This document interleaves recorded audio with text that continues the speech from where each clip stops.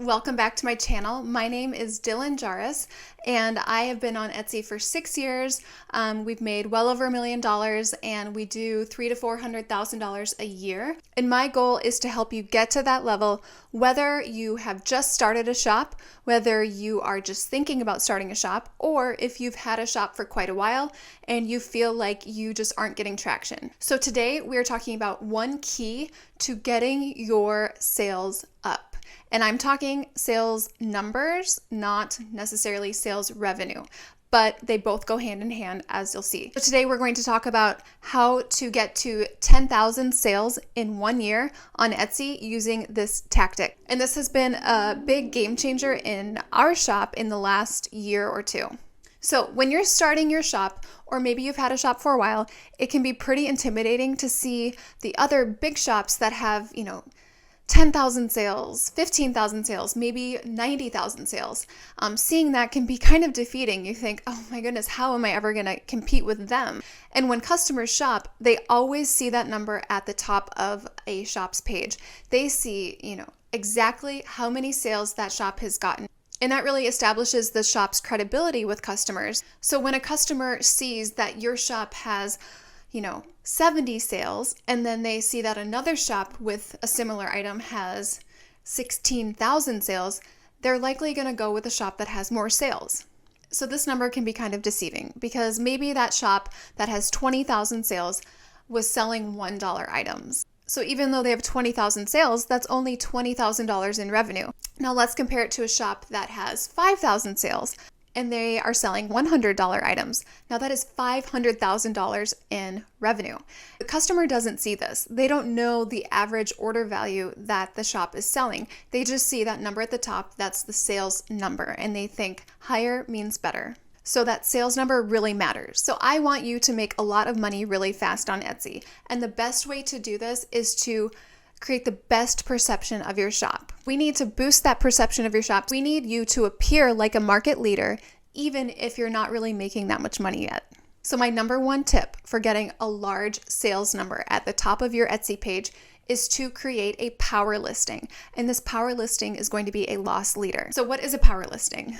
I might have made that up. So a power listing is the listing that is number one at the top of a search page when a customer searches certain terms. This listing has impeccable SEO, it has amazing photos, it has good video, it has a really solid description with no confusion. It's really crystal clear what the customer is getting. This listing also has amazing reviews, and the reviews come because you, the seller, have created really clear expectations about what the customer is getting. Honestly, that is probably the number one thing that's going to get you positive reviews, is when you either meet or exceed their expectations. This listing is going to be crystal clear, amazing photos, amazing SEO. You are going to spend a lot of time on this listing. Another part of meeting their expectations is with the quality. When a customer is buying something from you, they expect that it's going to be high quality, not going to break, and it's going to look like the picture. Now, what is a loss leader? When I'm talking about a loss leader here, it's not necessarily something that you're losing money on. What this means is that you're not necessarily making a lot of money on it. Profitability might be pretty low, but its value doesn't come from the profit. The value comes from everything else that this does for your shop. It elevates your shop, it gets more eyes on your shop, it elevates all of your other listings. It brings you up in the search results across the board because it's increasing your sales volume and making you look like a market leader in a high volume shop.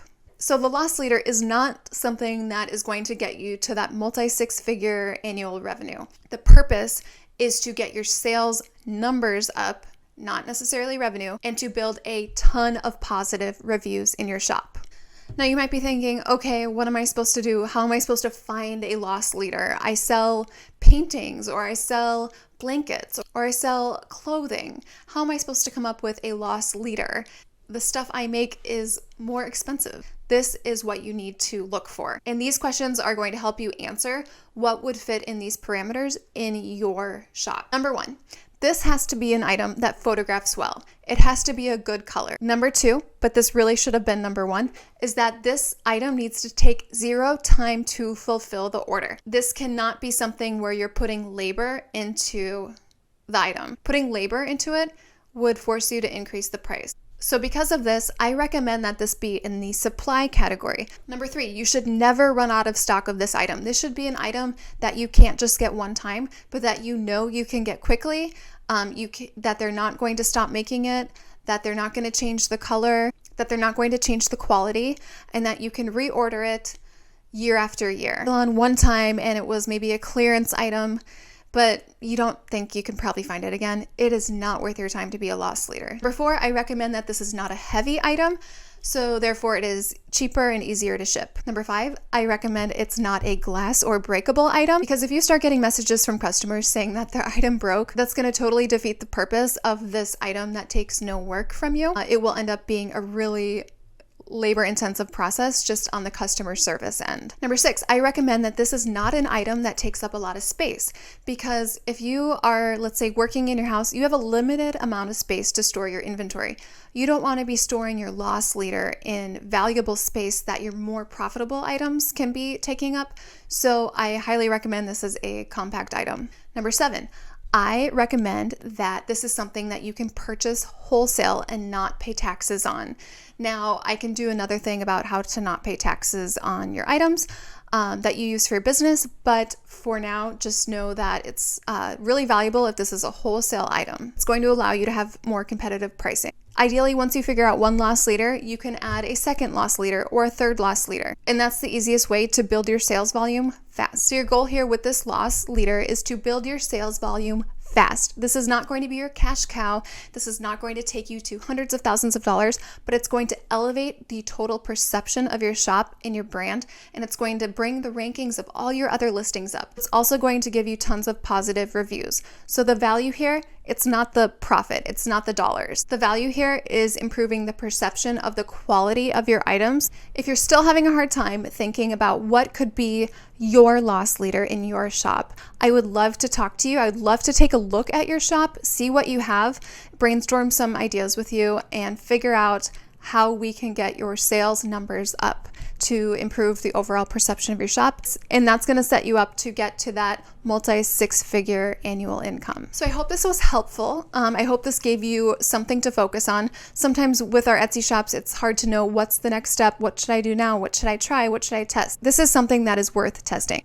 I challenge you to do that this week. If you want more tips and real tactics that work, we'd love to have you on our Instagram at Dylan Jarvis, and then we will be posting more videos, so stay tuned.